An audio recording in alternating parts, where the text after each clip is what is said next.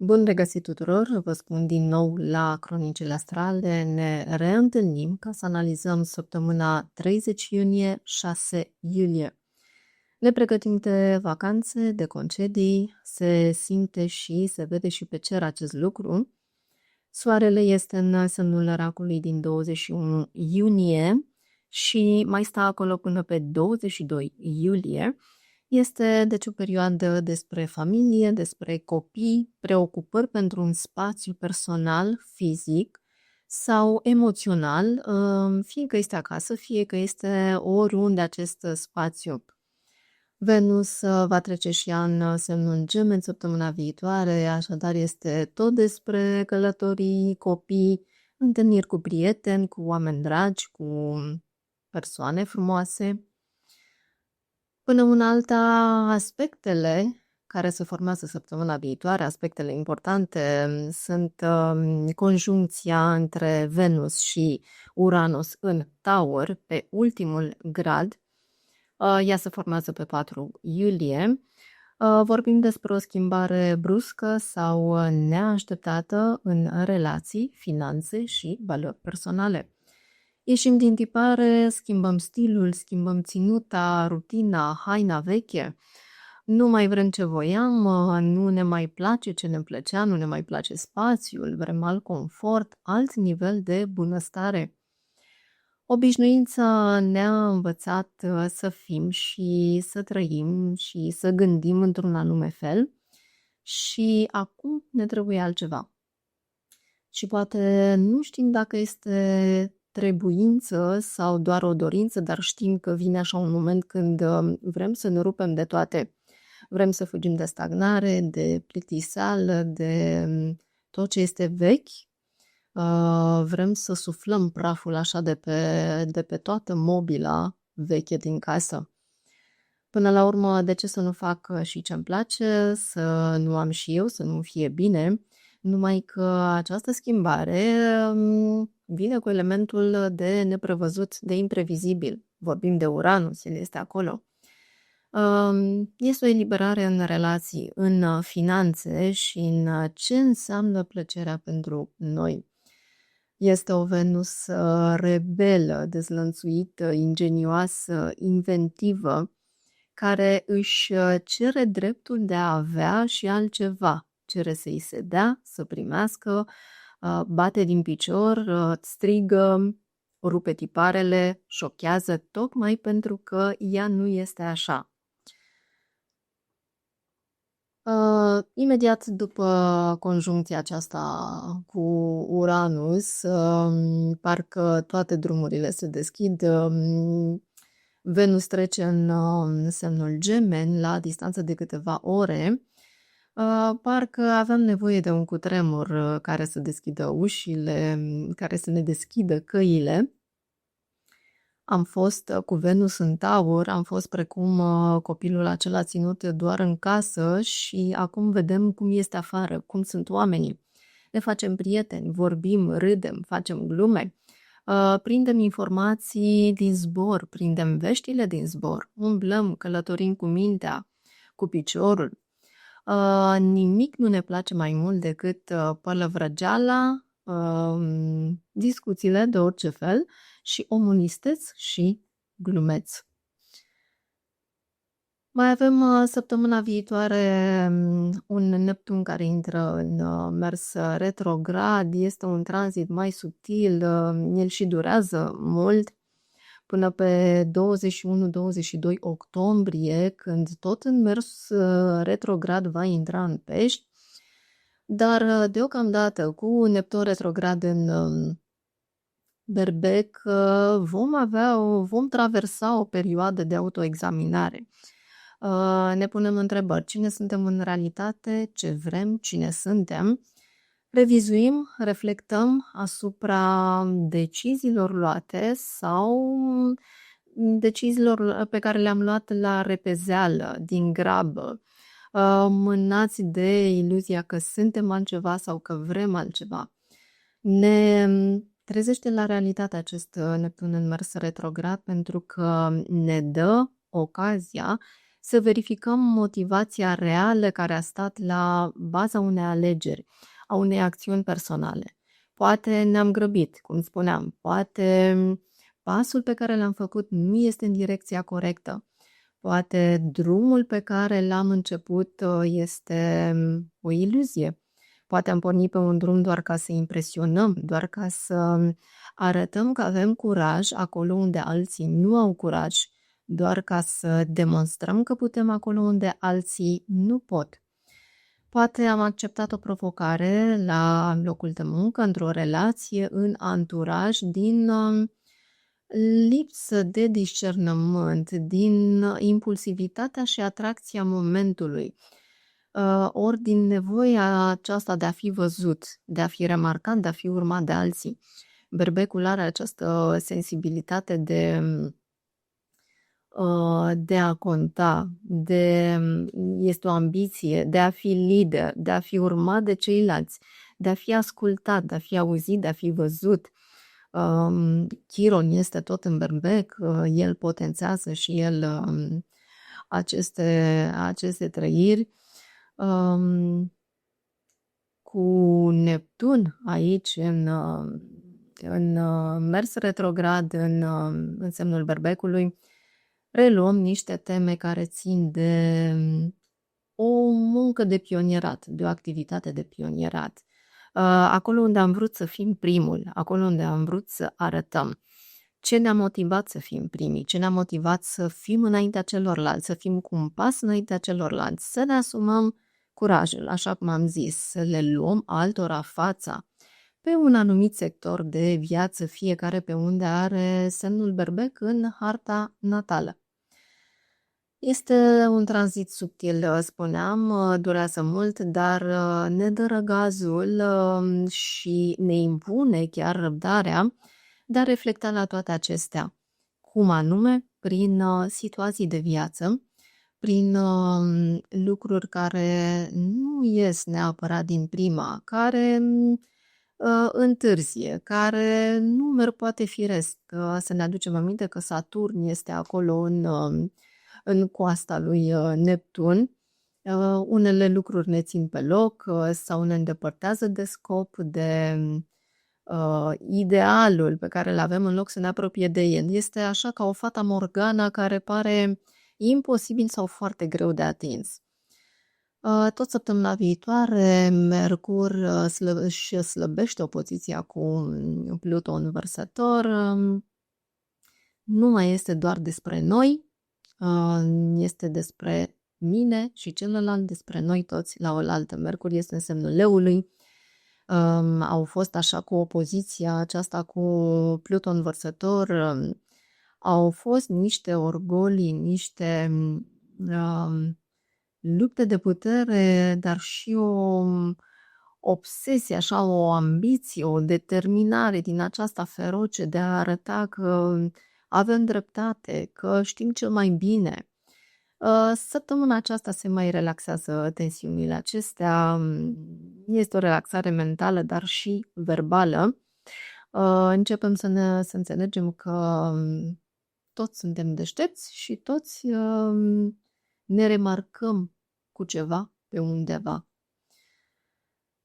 Despre perioadele de mers în gol al lunii, pentru cei care sunt interesați de aceste perioade, avem pe 1 iulie ora 23 și 46 de minute până pe 2 iulie ora 12 noaptea și 17 minute și din 2 iulie ora 22 și 29 de minute până pe 4 iulie ora 12 și 33 de minute. Să trecem la previziunile pentru zodii pentru săptămâna viitoare. Știu că le așteptați. Așadar începem cu cine altul decât berbecul, că tot vorbeam despre pionierat, ascendent, soare și luna în berbec. Încet o săptămână productivă, încă o săptămână productivă pentru tine, drag nativ berbec. Marte este în Fecioară, în casa muncii pentru tine. Este o săptămână cu tot felul de rezolvări, de tot felul de treburi care țin de cămin, de familie, de spațiul tău acolo în care tu funcționezi. Spațiul de acasă, spațiul de la muncă. Acasă treburile nu se termină niciodată, vor fi și mâine tot acolo, așa că rezolvă situațiile punctual, pe bucățele, nu în salturi. Te ajută mult un ritm anume, același în fiecare zi. Te ajută acțiunea clar concentrată, direcționată. Încearcă să sporești calitatea eforturilor tale și a muncii tale și nu cantitatea. Poate ai senzația că ești singurul jucător din echipă sau că nu ai echipă în spatele tău sau că ești singurul tău suporter. De fapt, să știi că ceilalți îți oferă exact ceea ce le proiectezi tu lor, exact ceea ce transmiți tu către ei că vrei. Este o perioadă bună pentru autocunoaștere, pentru reanalizarea a ceea ce erai tu odată, a ceea ce îți doreai și ceea ce vrei cu adevărat să fii sau să faci mai departe. Poate să te lovească așa o revelație despre tine, despre cum arăți, despre cum vrei să arăți, ce vrei să ai, ce vrei să obții de la tine. Poate să vorbim săptămâna viitoare și despre o cheltuială așa mai pe nepuță masă. Ți se pune pata să cumperi, să ai altceva decât ai sau să ai mai mult decât ai. Negociază, indiferent care este cheltuiala sau tranzacția. Negociază ceva la preț, dacă poți, negociază ceva și cu tine, dacă poți.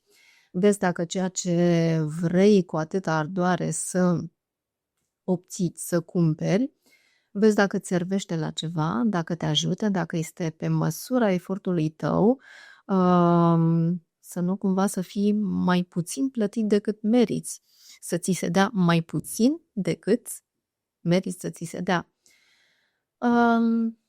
Să nu da vrabia din mână, nu-ți pune la bătaie toată agoniseala.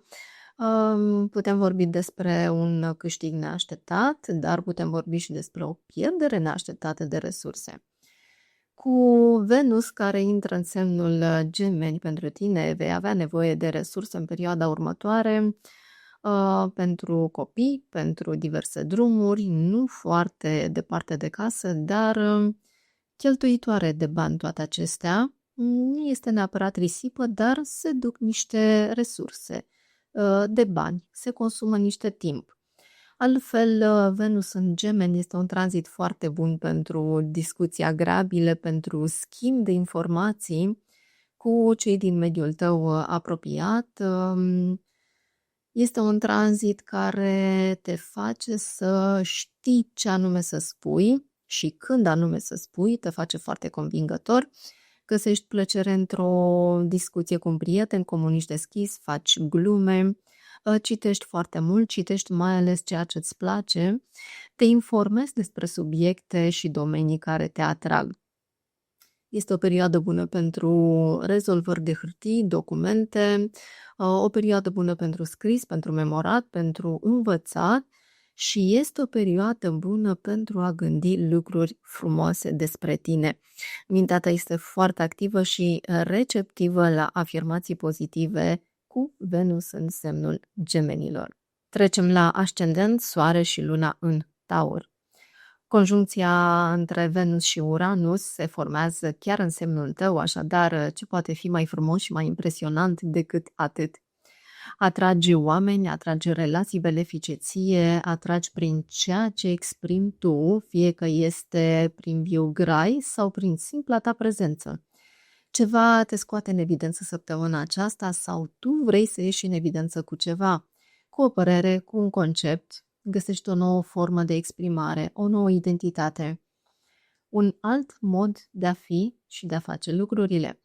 Este o dorință urgentă și stringentă a ta de a-ți da-ți o altă față, de a găsi formula magică, de a reuși în ceva, fiind și vorbind și prezentându-te și altfel. Este o metamorfoză care surprinde și impresionează și este bine că este așa. Poate să fie vorba despre ceva ce ai mai făcut, un stil de lucru sau de relaționare sau de valorizare pe care l-ai mai aplicat și altă dată. Sau sunt informații mai vechi pe care le-ai dobândit și pe care acum le scoți de la naftalină și te folosești de ele cu succes. Sau, în sfârșit, așa, deodată îți aduni curajul de a schimba ceva, de a ieși din tipar, oricât de mică sau de mare ar fi această schimbare. Poate fi o tunsoare, poate fi o haină, poate fi un nou nume al tău pe care îl dobândești sau un nou nume pentru ceva ce este al tău, o muncă, un proiect, adică te promovezi altfel.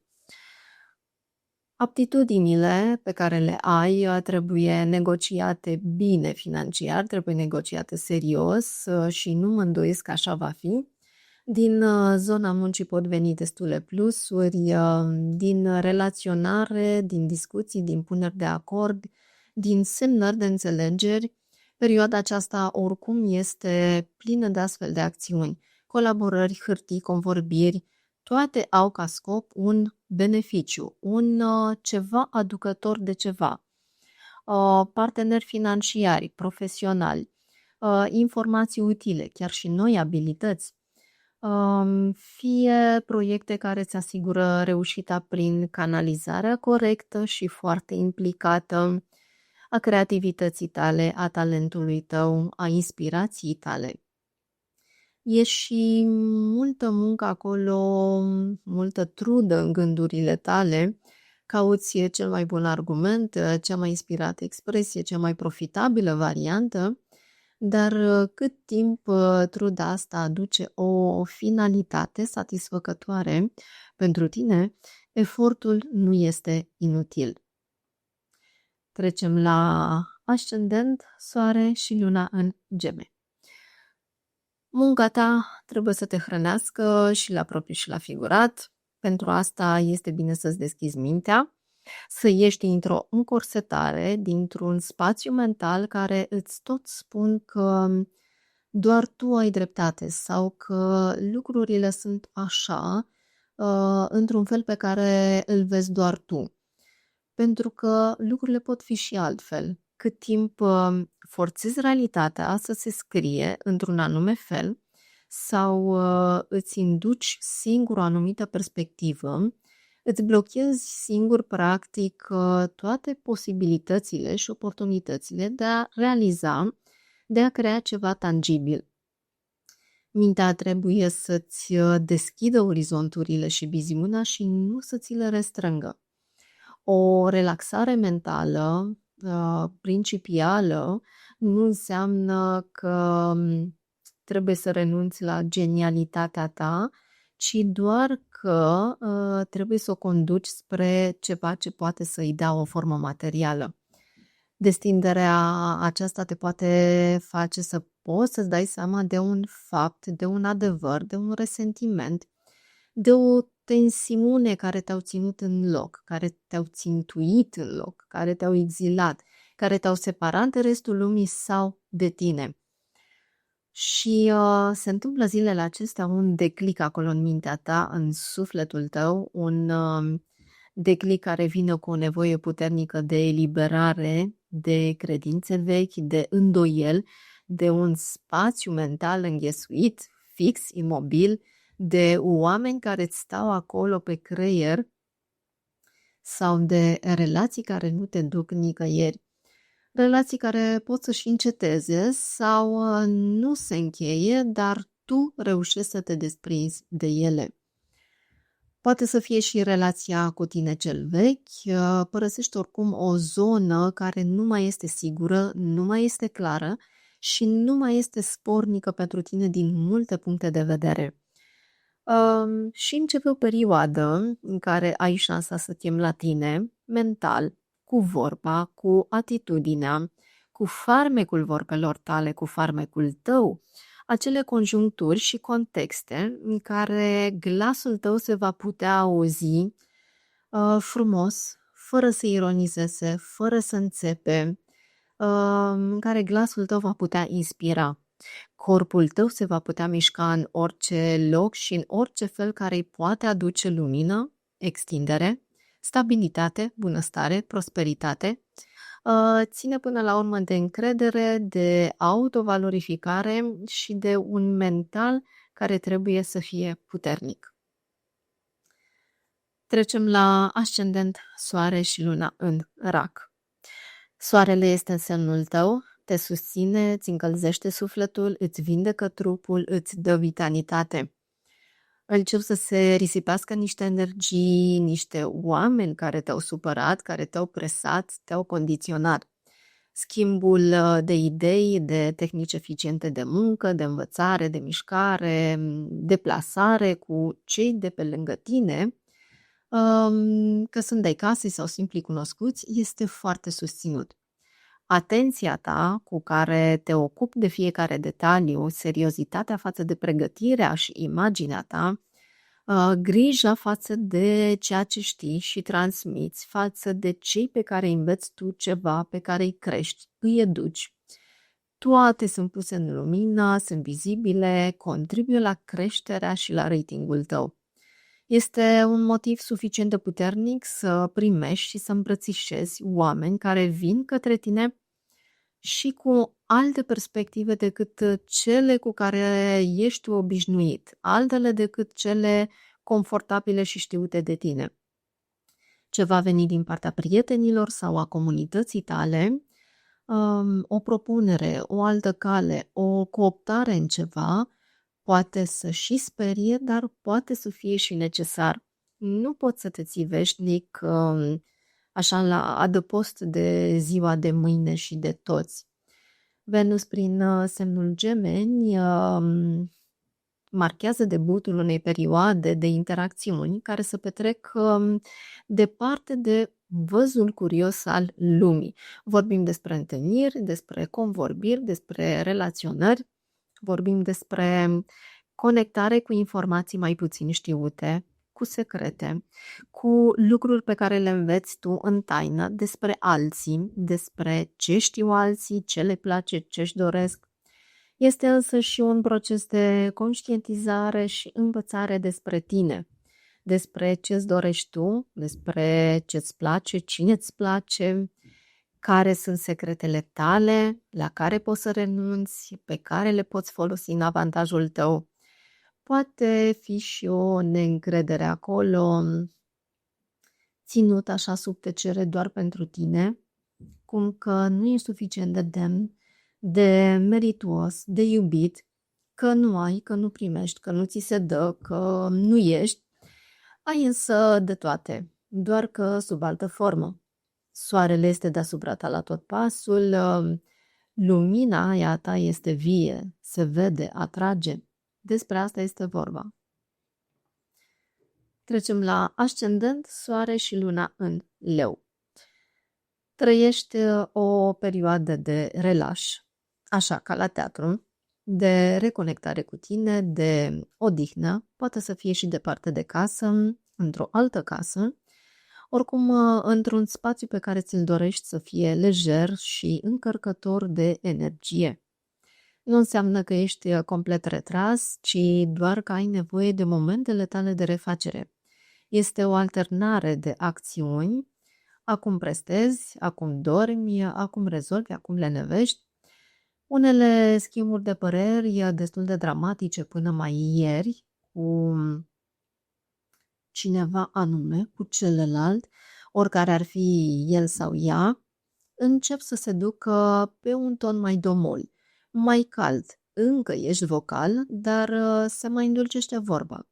Nici tu nu mai insiști să ai și să ți se dea dreptate, să fii tu singurul care ridică și coboară cortina la final, dar nici altul nu-ți mai dă replică. Se mai clarifică așa niște poziționări, niște roluri. Profesional sau social se produc unele schimbări de dorințe, de ambiții, de valori sociale. Te-ai plafonat și cauți o schimbare sau te caută ea pe tine. Nu-ți mai este pe plac ce ai făcut sau cum ai făcut sau ce faci tu în fiecare zi, cum performezi, nu-ți mai place locul în care performezi și vrei mai mult, vrei mai bine, vrei altfel. Poate îți dorești un alt renume, un alt statut, ceva nou pentru tine și pentru ce reprezinți tu în această lume. Ceva te scoate sau tu te scoți așa nepremeditat de unde stai tu comod și te trimiți mai sus, la alt etaj sau la alt domeniu sau la altă piesă, alt teren.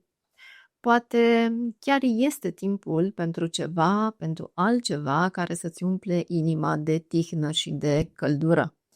Regândești direcția, rescrii scenariul și de aici poate începe ceva. Să te ramifici, să cunoști oameni, alți oameni, mai pe gustul tău, mai de viță aleasă, protectori, șanse. Este de văzut, este de urmărit pe termen mai lung.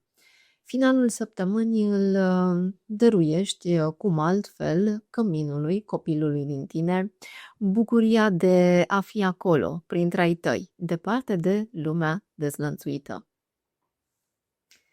Ascendent, soare și luna în Fecioară. Nu este ceva ce tu nu poți face. Ai energie, ai determinare, ai motivație să dai ce este mai bun din tine. Acțiunile și eforturile tale sunt orientate către persoanele din anturajul tău, oameni pe care îi cunoști, care îți sunt familiari, ajuți, susții, te pliezi, ești disponibil. O tensiune care s-a resimțit în zona muncii se mai desface pe parcursul săptămânii, dar niște replici, niște reproșuri, un foc în mintea ta tot rămân și se pot descărca concret, verbal, pe cineva din imediata apropiere, o rudă, un frate, un coleg. Și asta nu pentru că ar fi ei sursa neliniștilor și insomniilor tale, dar cam asta este triunghiul în care te îmbârți. Cunoscuți, muncă, mintea ta. Și sunt poate nemulțumiri nu doar de acum, sunt poate și mai vechi, adunate în timp și ținute acolo de tine la dospit. Dacă ai mai vorbit despre ele și le-ai ventilat, tensiunile de acum se duc repede. Dacă nu, s-ar putea să mai stai cu ele pe cap așa o perioadă. Învățătura de aici, când ai ceva pe suflet, spune, scoate, aerisește, lămurește, fără a lovi cu vorbe, fără a fi sarcastic. Ca fapt divers, poate să apară și pentru tine săptămâna aceasta o schimbare de mentalitate, de principii, de traseu, de destinație. Te răzgândești, schimbi o destinație sau poate altă specializare, alt domeniu de cunoaștere, altă credință eliberatoare sau care ți se pare ție că este mai atrăgătoare, mai practică, mai potrivită pentru tine, prin care crezi tu că poți să evoluezi altfel. Sau se întâmplă toate acestea și prin natura lucrurilor, independent de tine. Dar poate fi și de bine, căci schimbarea aceasta poate să-ți ofere o altă perspectivă de conectare socială, de oportunități profesionale, de recunoaștere, de succes. Poate nu imediat, nu chiar de astăzi, dar se va vedea ceva în perioada următoare. Condiția este să știi exact la ce te înhami, ce investești, ce ți aduce, cu ce rămâi pe urmă, să fii împăcat cu tine și cu schimbarea ta. Ascendent, soare și luna în balanță. Se întâmplă săptămâna aceasta să te eliberezi de un contract, de un angajament, o datorie, o sursă de venit așa cum era până acum. Nu neapărat să închei, să renunți sau să te lipsești, ci doar să fie altfel sau cu altcineva. Îți dorești mai mult sau mai altfel decât ceea ce ai, fie că sunt bani, fie că sunt relații, fie că sunt bani din relații. Vrei mai multă libertate, mai multă putere asupra ta, e dorința aceea de a te simți liber, neîmpovărat, de a-ți permite mai mult, mai frumos, mai bine. Paradoxal, pe acestea le obții nu așteptând comod în calmul cuibului, ci făcând ceva, cerând, mișcând. Dai ceva ca să primești altceva. Atracția către nou și diferit și neconvențional sau negândit este mare și se întâmplă deodată, dar poate să-l implice și pe celălalt, cel de lângă tine.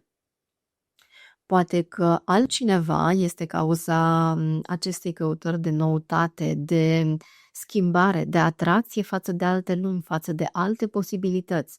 Poate împreună vreți și vedeți și alte oportunități, alte resurse.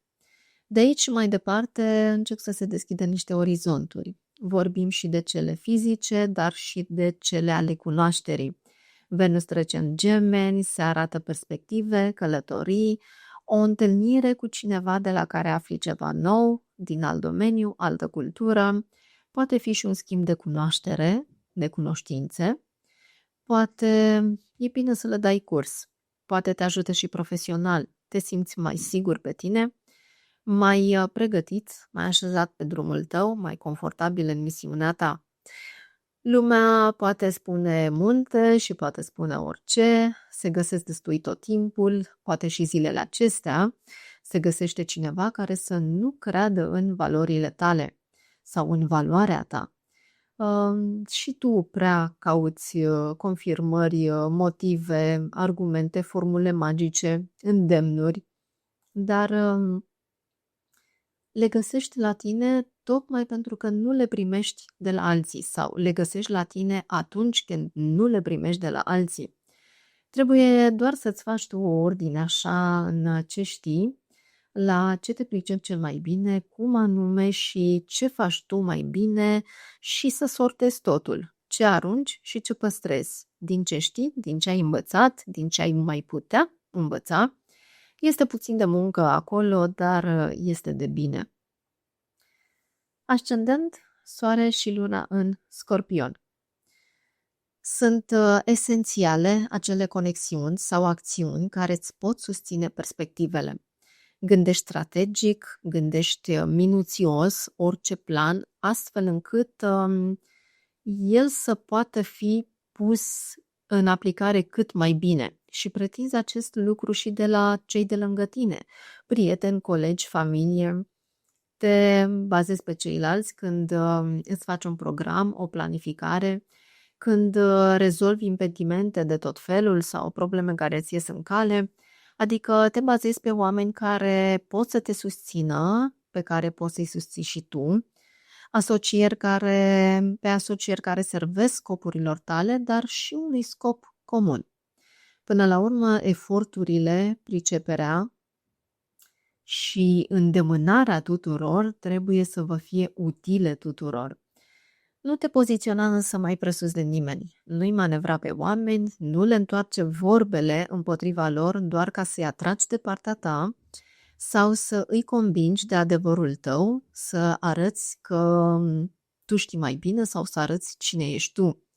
Alții sunt poate mai pricepuți decât tine, mai experimentați, mai informați pe un domeniu al lor. Dacă poți să înveți ceva din ce știu ei și se potrivește cu ceea ce ai tu nevoie, este foarte bine. Declară-ți poziția, rostește-ți adevărul sau adevăruri, vorbește sincer, dar nu ca să impui și nu ca să arăți că ești tu cel mai isteț. Nici tu nu lua personal păreri pe care le primești acum. Cumva discursul pe care îl ai acum trebuie să te conecteze cu oamenii și nu să te îndepărteze de ei. Într-o relație anume, cu o persoană, cu un grup, poate să apară o schimbare, se poate zgudui ceva. Poate ai ținut pe lângă tine sau tu ai stat pe lângă cineva așa de complezență, din comoditate, din compromis. Te-a făcut să ai impresia că ești puternic, că te simți bine. Știi cum e? O mână spală pe alta, da, și poate fi profitabil, dar nu când scopul este nesănătos și nu servește niciunuia. Ceva este pe cale să se transforme oricum în zona aceasta a relațiilor sau, atenție, să te atragă cineva deodată în alt joc în doi, alt timp de legătură, cu totul diferită. O variantă ce pare pe atât de atractivă, pe atât de imprevizibilă, de incertă. Trebuie să vezi din nou care sunt perspectivele, cu ce resurse vine, cu ce avantaje, ce uși poate să-ți deschidă. Ascendent, Soare și Luna în Săgetător. Guvernatorul semnului tău, guvernatorul zonii tale, este în continuare într-o zonă a vieții unde poți să te simți binecuvântat prin omul de lângă tine, prin familia pe care o ai, prin ce primești de la ei. Ei aduc lumină acolo unde tu ai nevoie cel mai mult. Poate fi și o investiție pe care ei o fac în tine, în valorile tale. Vin oricum resurse din exterior, ajutoare, investiții comune, dar vin și pentru că tu ai grijă de asta, pentru că știi ce vrei și pentru că atragi. Ești pretențios, ești exigent chiar când vine vorba de munca, de cariera ta, de locul tău de muncă. Impui sarcini, cer rezultate, inclusiv de la tine. Sunt acțiuni menite să te ducă spre prosperitate și spre un confort material și o viață lipsită de griji, de ce nu? Chiar dacă pentru asta trebuie să schimbi ceva în disciplina și în rutina și în viziunea și în locul muncii tale. Poate implici și pe alții în schimbarea asta și atingeți împreună un obiectiv. Bineînțeles că vrei pe lângă tine cei mai pregătiți oameni, cei mai școliți, experți, tu să fii cel mai știutor și cel mai specialist. Începi să fii mai sincer cu tine însuși, mai realist față de cineva sau ceva ce ai ales așa dintr-o pasiune. O fi ce-ți trebuie, nu fi. În următoarele câteva luni vei avea timp să reflectezi la asta. Este altfel o săptămână care marchează și debutul unei perioade de relaționare, de extinderea acelor relații care te îmbogățesc, chiar și prin faptul că îți aduc bucurie, plăcere, noutăți, sunt dinamice. În parteneriat începe să se simtă mai multă plăcere de a sta de vorbă cu cel de lângă tine sau cu mai mulți, se întețesc negocierile cu partenerii, cu ceilalți în general, partenerul îți devine prieten sau un prieten îți devine partener, totul cu scopul de a-ți aduce un plus de valoare. Ascendent, Soare și Luna în Capricorn. Te întorci pe unde ai mai fost. Verifici o structură, ceva ce nu e terminat sau nici nu a început sau nu a început cum trebuie. Dispui însă de o susținere fermă, de o bază care te ajută să poți să vezi esența lucrurilor. Te ajută să înlături o iluzie, un concept neclar sau superflu, să lămurești ceva cu ai tăi sau într-o legătură care te-a ținut departe de un obiectiv al tău. La baza aceasta contribuie munca ta, priceperea ta născută sau dobândită, educația, miile de ore de învățătură, experiența. La baza asta contribuie și relația cu cel de lângă tine, un bărbat, un tată, un părinte, un sprijin până la urmă, dar și tu contribui la susținerea altuia. Descurci, repari, organizezi, dai sfaturi și tu ești bază pentru altul. Comunicarea obiectivă și deschisă, cu implicare sufletească și a ta și a celuilalt, rezolvă treburi, consolidează drumuri, relații, valori. Apropo de relații, nevoia ta de noutate, de creștere prin celălalt, provoacă o schimbare, o cheamă și universul va răspunde. O nouă bucurie, ori senzație, ori un nou chip pot da buzna în viața ta sau o pot schimba. Îți place altceva sau altcineva deodată sau ceea ce iubești tu poate lua o altă formă, se reconfigurează. O muncă de plăcere, o pasiune, chiar și cu titlul de proiect, îți cer o inovare, o altă interfață, cer un alt partener, un alt statut. Ce a fost ieri într-o relație, azi trebuie să fie altfel. Este o schimbare binevenită pentru că începe o perioadă în care relațiile te atrag prin subiectele care se discută, crește interesul față de cei care îți dau idei sau care te ajută să le dezvolți sau să le aplici concret pe ale tale. În relațiile cu cei din familie sau cu cei de la muncă se rezolvă situații, probleme, ca urmare mai ales a dialogului în care ambele părți participă. Programul tău de lucru devine mai variat, mai plin de relații sociale și mai plăcut.